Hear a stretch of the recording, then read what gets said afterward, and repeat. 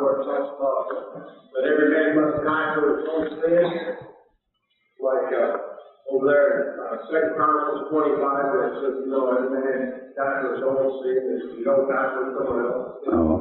Well, like when Achan did wrong, his family died. But how does the Bible reconcile? Oh, I come to Joshua, and I'll show you the thing on that. And that thing there is not a matter of an individual. And there's several places like that. Get Joshua chapter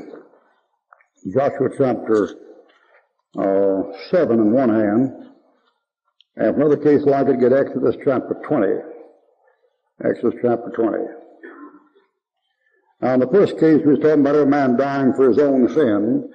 He talked about the fact that individual men are sinners, and the wages of sin is death. The reason why each individual dies is because each man as an individual is a sinner. And that is, each individual man commits a sin and dies for his own sin. That's a doctrinal statement that has to do with the fact that everybody is a sinner.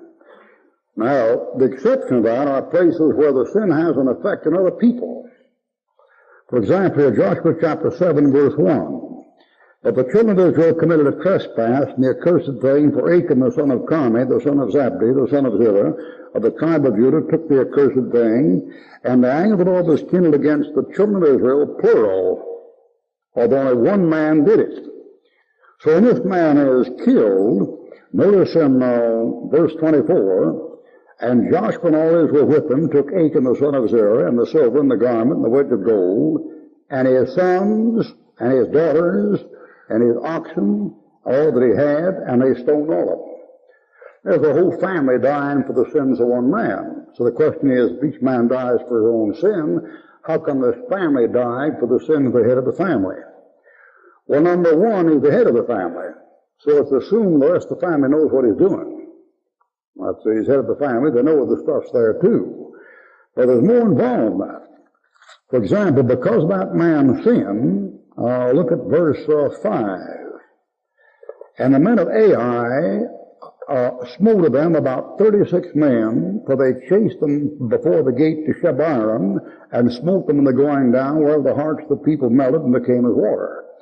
Now look at there, 36 people died because that fellow sinned. So you can't say that sin was just like an individual transgression, a man's sin that he dies for himself.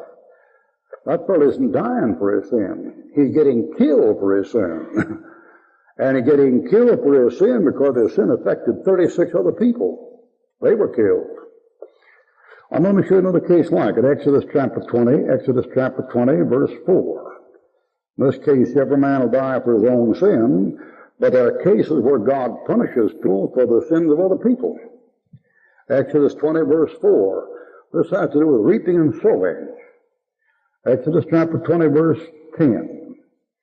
Thou shalt not make to thee any graven image, or any likeness of anything that is in heaven above, or in the earth beneath, or in the water under the earth. Thou shalt not bow down thyself for them to serve them, for I, the Lord thy God, am a jealous God, visiting the iniquity of the fathers on the children to the third and fourth generation of them that hate me.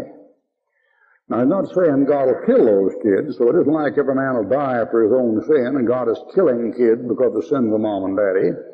But it is saying he'll visit the iniquity of the mother and daddy upon the kids, and the kids upon the kids, and the kids' kids. Now, that place only occurs one place in your Bible, and that's in Exodus 20, verse 5. And that means there's one sin that God will visit from generation to generation in particular. And that sin is verse 4. Idolatry. You want to know why people like populists like the populists in India and South America and Mexico never get free? It's because the thing goes from the father to the children, to the grandchildren, the great-grandchildren. They don't get rid of it. Then it goes to the next father, the next children, the next grandchildren, the next. If they don't get rid of it, every 4 generations they have a chance to get rid of it. And if they don't, it goes out on 4 generations more. So that's a terrible sin. And that thing is idolatry. The Roman Catholic Church, by the way, has taken that commandment out of your Bible. There is no second commandment in a Roman Catholic series of 10 commandments. You find the publication Roman Catholic 10 Commandments, you'll find that they've taken the 10th one, divided into 2, and then gotten to this one here. So the answer to that, brother, is the first statement has to do with individual sin that causes death, like Adamic sin, natural death and natural sin. The other is punishment for sins committed that affect others. All right, something else. Nothing like a Bible to clear up a college education.